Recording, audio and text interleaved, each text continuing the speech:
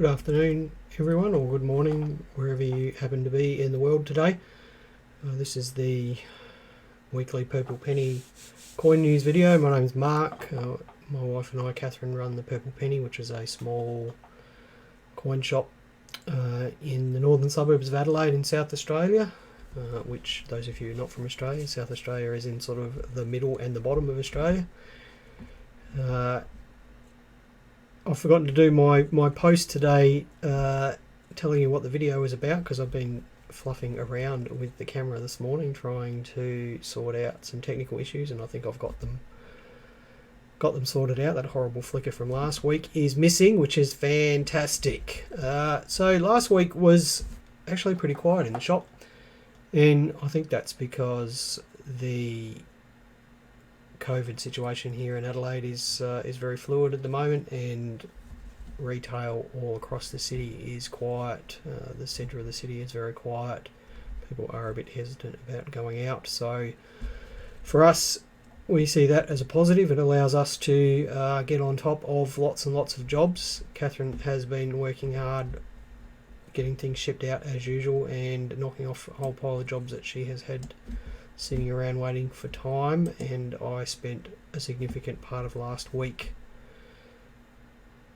working on banknotes. I've probably said this before, but one thing that surprises me is the number of banknotes that come in here. It is truly mind-boggling, and in some regards the quality of the banknotes we get in here is better than the quality of the coins. So they've had to be something that I've picked up and learnt along the way, and I spent a lot of time last week sorting out a decimal banknote album, trying to get good examples of every decimal banknote. So I've done the ones, the twos, the fives. I'm about a third of the way through the tens, and they're all sorted in date order and Renix number order, and where possible there's an uncirculated example. All those are kept in a folder behind the counter, so if someone comes in looking for a specific banknote, hopefully we'll have that available. So just a few hellos. Hello Al, g'day Alex, g'day Gwen, Ash. Alex says, where's the purple background? Alex, the software we use to do this has not the level of functionality that I expected it to. I thought it would be quite easy to put a purple background because everything behind me is black.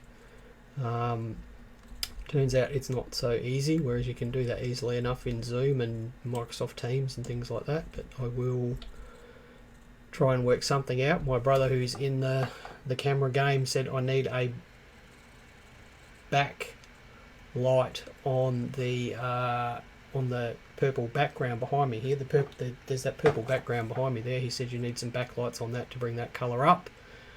I could do that, but it turns out that the spotlight I've got to do that has a switch mode, sorry to get technical, has a switch mode power supply in it, and it produces the 50 hertz flicker that we were seeing last week. So at the moment I've got a LED light bar up here behind the camera here.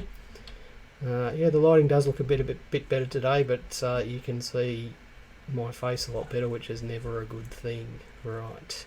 So who else are we saying hello to here? Right, Wendy. Hello Wendy. Tanya. Mike, another one of our regulars. Mick, how are you, mate? It's good to see you watching. Charles Hunt, it's good to see you. Paul, who provided me some valuable advice last week on debugging the lighting setup. I came in this morning and switched on the different lights and tried to work out where the 50 hertz flicker was coming from, so thanks Paul Spink for that advice. Tanya, Alistair, Glenn, and Gary Tate and Carol Ford, welcome everyone. Thank you for joining in today. As always, if you've got any questions, please do ask them in the chat. Not sure if Catherine's watching today. She's got a lot of mailing to do. Right, let's jump into the news. So we talked about the what's that, Ash? No solar panel today. I'm not sure what that means. I know I had a thing above my head last week to try and stop the glare off from my forehead. Now we've just got a bit of a shiny spot just there. I might have to get Catherine to put some makeup on me next week. February RAM releases are coming up. The baby sets all with unique design coins in them now. The whole lot are unique designs, so if you're a $2 collector and you've got to have every $2 coin, you'll need one of those baby sets. There's the ambulance, the frontline workers roll, of course, which is another roll that everyone's going to want. Again, the mintage of that is similar to the last couple of releases, so I wouldn't be paying a premium for those. There should be enough of those around. And then there's the Centenary of the Country Women's Association. Apologies for giving it the wrong name last week. The Country Women's Association, the 2 coins for that. I think the silver proof is going to be hard to get hold of, so if you manage to get your hands on one of those, I think you'll be doing well. The Steam Power coins are the flavour of the month. The folders with just the first coin in it, I've seen them selling for $60 or $70. I've seen all 4 coins with the folder selling for almost $200. Again, if you haven't picked one up, I'd probably wait another week or so and try again on the secondary market. You might find the price settles down a little bit. I'm not sure when the next 3 coins are due for release. Someone mentioned to me March this morning, but I'm not entirely sure about that. As we find out information, we will let you know. A couple of coin items in the news this week. The Australian Open, it's very topical. The Australian Open releases a coin they call it a coin every year for the Australian Open. What it actually is a little medallion, and it's issued to players and officials and the ball people and umpires and lines people and all that sort of stuff. I'm not sure if you can get them on the secondary market, and I'm not sure if they're making them available this year. It's sort of the first time I've seen it pop up in my feeds. But if you are into sporting stuff, it might be an interesting thing to look out for. So that's an Australian Open medallion. It's released as a co-release between the Tennis Australia and ANZ Bank. Dylan Alcott did a launch of it this week. I saw it on the news. So if you're into that sort of stuff, perhaps keep an eye out for that. Perhaps I'll pop up on eBay and places like that, or perhaps you could inquire directly with the ANZ and see if you can buy one. Thank you to Gary for pointing out this news story, which slipped past me this week. 41 Celtic coins found in a German field. There was an amateur archaeologist found 10 of these coins and contacted the local university archaeological department, and they came out and found another 31. And what they are is Celtic gold cups, and we'll just put up a picture of those. Thanks to ancientarchaeology.com for this image. So they're what's called Celtic rainbow cups, and the reason that they're called rainbow cups is that during the Middle Ages, farmers would sometimes find them in their field after heavy rain had fell, and of course that's probably because these things have been in the ground for, at that point, for 1500 years or so. They tilled the soil, they turned these things over, and the rain came and washed the dirt off of them, and they're sort of bright and shiny things. And the legend is that they actually came from the rain, or they were dropped by a rainbow, and they were considered to be extremely good luck. I guess perhaps part of this pot of gold at the end of the rainbow legend comes from that. Now, I've not seen this type of coin before, which is something that really interested me. These were plain cup-shaped coins, or dish-shaped coins, and they're available primarily in Central Europe. So the Celts were situated in Central Europe, and sometimes they're struck with designs, sometimes they've got a small part of a design, and sometimes they're struck plain like these ones here. Minted from 125 BC to about 30 BC, and the name Rainbow Cup is the literal translation of the German name for these, where they're primarily found, but the German name sort of can translate into fallen from the sky or fell from the sky. So wouldn't it be wonderful to be walking through a paddock and find one of those laying on the top of the soil? Right, today I thought I would have a look at a topic that probably isn't something that bothers decimal collectors too much, especially collectors of packaged mint product, because packaged mint product, it's in a beautiful box. The coins are often in capsules, and aside from storing the packaging properly and not damaging it, there's not a lot that can be done with those coins. But if you watched the video last week, you would have remembered that we had a 2012 poppy roll come in here, and it was in the wrong paper. It was in the same paper that 2014 Green Dove Remembrance $2 coins are in. We knew it wasn't right because, of course, those rolls weren't issued in that paper. We opened up the roll with the owner, and they were all, the whole coin was red poppy roll coins. But yeah, Trina's just waiting for me to pronounce the German name of those Celtic rainbow cups. No way. It had about 48 letters, that name. I did think about it briefly, but no, I'm not that brave. Anyway, the roll had it had 25 red poppy coins in it, and all sort of got perfect paint, but all had a bit of an odd colour on the obverse, or the heads side of the coin. And that, of course, was because these were all red poppies that were off of RSL cards, and at that point the RSL was still sticking the red poppies to the cards with the silicone adhesive that they were using at the beginning. Now, someone who made that roll up has pulled all those coins off of those cards and cleaned the glue off, and then created this roll and tried to pass it off as a real roll.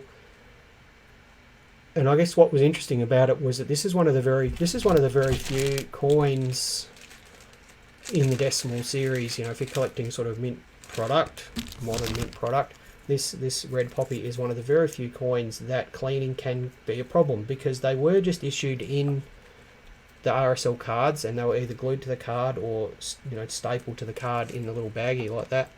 You can touch the coins really easily. If it was to tone, then perhaps there's a temptation there to give it a quick polish or a quick wipe to brighten it up. In the case of the coins that were glued to the cards, then the glue needs to be removed. Now, there are some ways to remove the glue that don't affect the coin, but polishing it affects the coin. So I thought we'd just talk about cleaning today. Coin cleaning is a problem in most areas of coin collecting, and the reason that it's a problem is that collectors generally prefer coins that are not cleaned in a certain way. So what does coin cleaning actually mean? Now, to me, coin cleaning means everything from removing debris and PVC residue and glue residue from the surface of the coin. It includes dipping silver coins, and it also includes harshly cleaning coins, like perhaps putting them in something acidic like a penny or something like that, or rubbing a silver coin with a polishing cloth. So cleaning of coins runs the gamut from washing it gently in warm soapy water, or soaking a coin in acetone, which if done properly won't affect the surfaces of the coin, right through to harsh cleaning, which these red poppies have been harshly cleaned. Okay, so the obverse side has been harshly cleaned. Now, what do collectors think about that? Generally, collectors don't want coins that are cleaned in a way that affects the condition of the coin, and that means if there's hairlines on the coin, or if a coin is dipped, it's not neutralized properly. So those of you who aren't aware, dipping a coin is putting a silver coin into a slightly acidic solution, a silver dip, and then to do it properly you're supposed to neutralize the coin afterwards. So rinse it off in distilled water, or perhaps put it in a sodium bicarbonate solution to neutralize the acid, and then rinsing it off. And the reason that you do that is because if you don't, the acid can continue affecting the coin, and you end up with sort of weird, in time, some weird black spots on improperly dipped silver coins. The other problem with dipping silver coins is there's a temptation to leave the coin in the silver dip for too long, and what you're actually doing there is you are affecting the microstructure of the surface, and you can you can remove any luster from a mint state coin. And the story that I tell is that there was a Morgan dollar that was an MS, I think it was the highest graded Morgan dollar, is an MS69. It was bought for a few $1,000,000 in an attempt to improve it. It was harshly dipped to remove the toning and perhaps get a point higher, and it actually downgraded the coin to an MS68 because they dipped it for so long that they actually removed the luster from the surface of the coin. It was downgraded, and those people threw away several $100,000 in their attempt to improve the coin. So, collectors generally want coins that are not harshly cleaned. Now, there are some collectors that prefer coins that aren't toned, and there are people around that can dip silver coins effectively to remove toning but not necessarily destroy the surface of the coin. But I would argue that in time all silver coins will tone, and if repeated dips happen, then it becomes the surfaces become dull and lifeless and you lose that luster. And a classic example of that is ancient Roman coins. Now, ancient Roman coins are getting up to 2,000 years old, and a silver coin that's 2,000 years old should really be black. But of course, most ancient Roman coins are not black. They are bright white, and they often don't have much luster on them, and that's because they've had 2,000 years of treatment in acidic solutions to remove that. So David is saying here, it's interesting to him that cleaning of pre-decimal copper is sacrilege, which I agree with, yet sometimes dipped silver pre-decimal coins are considered to be more desirable than blast white. So, David, I would say that's because there really is no way of removing toning from bronze coins that leaves a natural finish to the surface of the coin, whereas and I don't encourage this, but a properly dipped silver coin can still look okay afterwards. We don't dip coins here, but I have seen coins that were dipped properly and they do look alright. Now, what do dealers think? It's very much a personal preference. Some dealers hate tone coins and they dip everything. They dip every bit of silver that they can get. They'll remove spots from bronze coins. They'll do whatever they can to improve the look of a coin. And there's no doubt that blast white silver coins do sell better than tone coins. Tone coins are a bit of an acquired taste, and there are some dealers that will just they'll just do everything that they can to every coin that comes through their shop. Now, we'll just look at a question here. Paul says, why does restoration differ from cleaning? Right, so restoration is a service that, we'll just turn this slide off here. Restoration is a service that NGC and PCGS offer to restore coins back to their original condition, and generally that will involve removing of spots, and it might include removing lacquer from the surface of a coin, removing PVC. Now, their argument is that all they're doing is restoring that coin back to its original condition, and if that doesn't affect the surfaces of the coin moving forward, then that is an acceptable level of cleaning. I mean, restoration to me is still cleaning. If you're removing PVC residue from the surface of a coin, you are effectively cleaning that coin, but if that's done properly, you shouldn't be able to tell that someone has removed PVC residue from the surface of that coin. Similarly with these $2 poppies here, with appropriate use of solvents on the obverse of those, you can get the glue off. Okay, without affecting the metal underneath, you can get the glue off. Now, if the metal is already toned because the glue's there, that removal of the glue isn't going to change that. You're still going to see that toning. So, PCGS would say if you sent one of them for restoration, they would remove the glue from it and say, there you go, that's restored. And effectively, they've cleaned it, but the way that they do it, you can't tell afterwards that they've done it. So that's kind of what I consider to be restoration to be. Restoration is a type of cleaning. They also will neutralise carbon spots and things like that. I think they can treat verdigris. I'm not 100% sure. We've only ever used restoration once, and it was with NGC, and it was to remove lacquer from a Indian coin. It wasn't unusual back in the day for collectors to lacquer coins to make them bright and shiny all the time. Right, let's jump back to this. So what does PCGS think? PCGS despite what you think, PCGS will grade clean coins. What they will not grade is harshly clean coins, and they'll even downgrade clean coins but still give it a numerical grade. So, you know, PCGS will, and this has happened to us, we've sent coins to PCGS and they've no graded them because of PVC residue. We've brought them back here, treated them carefully with acetone to remove the PVC and sent it back in, and it's graded. Again, if you do that correctly, if you clean that coin correctly, then you can't tell. Now, if it came back here and we polished it with a silver cloth to remove the PVC and sent it back, it would no grade. Now that's the case with these here, these red poppies here. They've all got hairlines on the obverse. They will not grade at PCGS. What do we think about cleaning here? We don't like harsh cleaning. We don't like cleaning that leaves hairlines. We don't like over dip coins. We do think that if you know what you're doing, you can do some good with acetone or even just warm soapy water, or you know, perhaps an ultrasonic cleaner, as long as coins are not rubbing against each other. We're not really for or against it, as long as the coin still looks beautiful afterwards and it's not harshly cleaned. Now, should you be worried?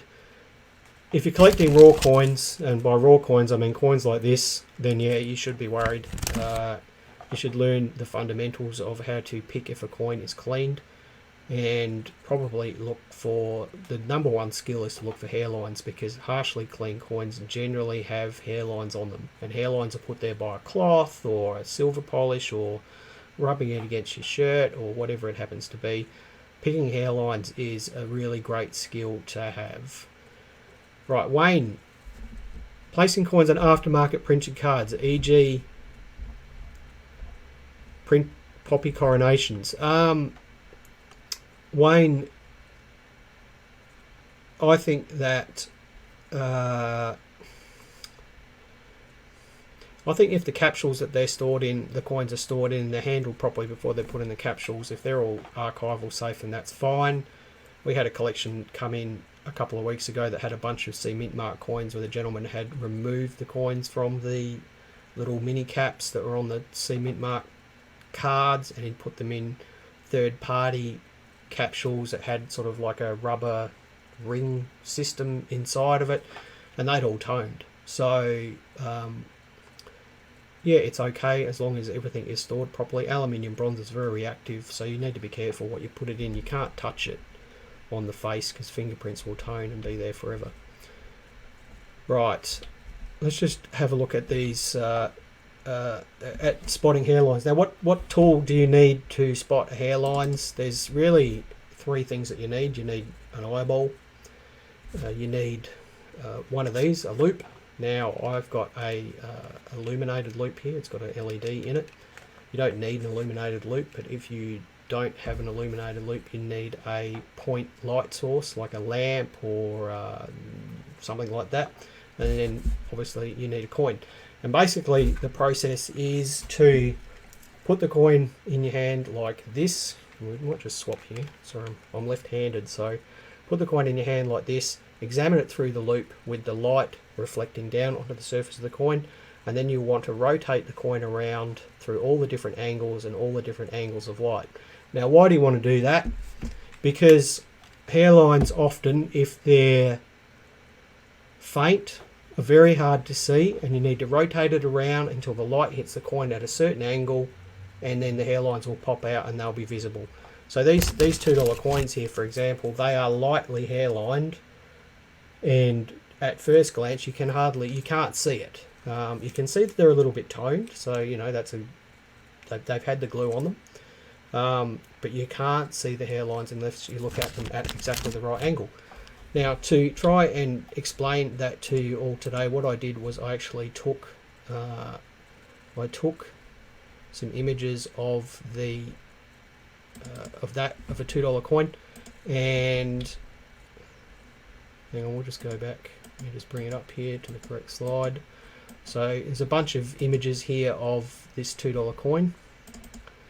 So you can see there, it's a $2 coin. We've got a point light source there.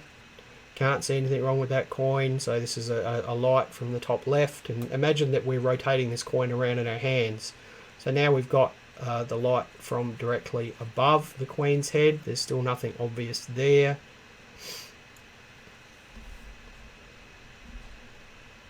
And there we've got sort of light coming up from below the Queen's head. Again, you know, we're rotating the coin around in our hand and we're peering at it through the loop with the light moving around. And there, where we've got the light coming in front of the Queen's face, all the hairlines pop out on this coin.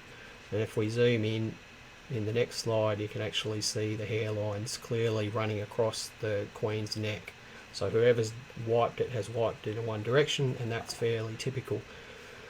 Spotting hairlines, it's an important thing to be able to do. If you're looking for sort of premium examples of coins, you want ones that ideally haven't been fiddled with. Other collectors usually always prefer non-hairline coins or non-clean coins. And it's not as difficult as you think. So it's just a matter of grabbing the loop, sticking up to your eye, getting a point light source, and moving this coin around as you're peering at it through the loop and trying to get those hairlines to pop out. And if you've looked at it from every angle and you can't see those hairlines, then, you know, perhaps you're okay. So hairlines, they're an example of poor cleaning of coins, and it's something that you absolutely want to avoid. Right. We've got some questions here. David Trotter, I don't know how much they follow through with this promise, but I thought PCGS mantra was that I only restore some coins which meet the criteria for being high enough value and with an issue they consider fixable. David, I believe that you're correct. I don't believe they can treat active verdigris, and I think they don't treat maybe carbon spots on bronze. I'm not 100% sure about that, and their restoration fee is a percentage, I understand. I don't know what that is, but I suspect it's probably a fixed fee plus a percentage. So do I have a preferred brand or model for the loop that you use? Well, I must admit that our favourite loops were ones that we could get from Dick Smith. If those of you who remember Dick Smith, they had a light built into them. They were 10 times. That was a great loop. Mine died, unfortunately. Catherine's bought me this one, which is an Essenbach loop, which came from the Royal Society for the Blind here in Adelaide. It's a 10 times loop with built-in light. Just something about it, like the light, the lens is really good, but the light just isn't quite as bright, and I do find it a little bit harder to pick up hairlines and things with that loop. But I think 10 times is the right magnification to get. And the toughest part is getting a good light source, especially at a coin show. So that's why I find that having an illuminated loop is better, because typically the lighting at coin shows is terrible. How do you ID artificially toned coins? Ash, bronze coins are really obvious if they're artificially toned, because if you look at enough, like everything with coins, that artificial toning becomes obvious once you've seen enough coins. Once you see enough naturally toned coins, a artificially toned coin becomes obvious. So bronze coins are easy to pick when they're artificially toned, because it's very difficult to get a natural tone from it. Silver coins are more difficult because there's all sorts of chemical tricks that people play. There's a really good article on the PCGS website about artificial toning, where they talk about colours that occur naturally and colour transitions and things like that. I guess, you know, natural toning tends to be subtle, whereas artificial toning tends to make your eyes hurt. And I guess if toning makes your eyes hurt, then there's probably something wrong with it. Alex is saying, do you need a bigger loop the older you get? No, not as far as I know. I don't like the jeweller's loops. I find their lenses too small, so I like that big lens that I've got on this one. The Dick Smith one had a good big lens on it as well. Paul Trembath, electronic microscope hooked up to a large monitor works well. Yeah, it does for picking out details. There's a USB microscope up there. I've always found them not so good at picking up hairlines. It's really that point light source that helps you pick up hairlines, and USB microscopes tend to have a ring of LEDs around the end of them, and that can sometimes hide the hairlines on the surface of a coin. Right, that's 30 minutes, 35 seconds. I've talked enough today. thank you everyone for watching. Thank you for the great questions today. It's lovely to be able to interact live with you. As always, if you've got any questions or suggestions for this video, please for these videos, please do contact me. I would love to talk about what it is that you want to talk about. Sometimes I feel like I'm repeating myself, but I guess if it's what you want to hear, then I'm happy to talk about it. So hang on a second, we just got Alistair Smith is saying, we find incandescent globes work better in some scenarios for finding scratches in new built home surfaces when doing quality control. I find the LED is fine, but some Alistair, I think that has to do with the temperature of the globe, so the color temperature. Now this one here has a single LED, and you can actually see from this video here how blue that LED, so that's quite a hot light, whereas the old Dick Smith loop, which I used to have and Catherine still has quite a yellow light to it, and I suspect that has something to do with it. So it would be interesting, Alistair, if you tried it with a LED bulb that actually had color temperature adjustment on it, and see if it improved as you lowered the temperature, perhaps down to like 2800 Kelvin or something like that, because that's a much sort of yellow warmer light. Right, okay, thanks everyone, have a great week, stay safe, happy collecting. We'll see you next week. Bye for now.